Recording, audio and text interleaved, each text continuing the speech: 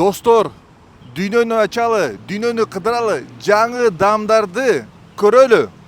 Men azыр Тайпейде, Тайвандамын, биринчи жолу бул мамлекеттемин.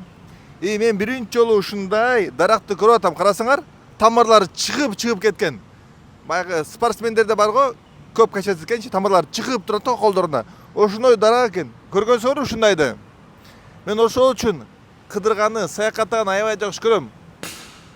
Мени ушул кызыктырат. Жаңы машина эмес, же кымбат кийим эмес, вот жаңы нерселерди көргөнү кызыктырат, жаңы даамдарды.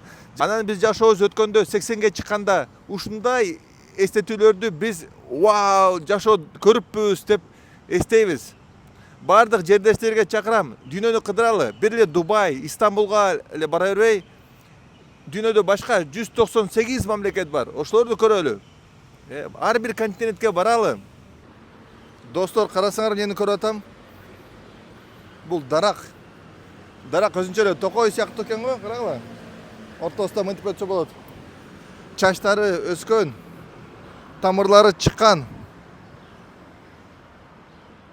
Карагылачы, бул канча бир 100 жыл окшойт дарак.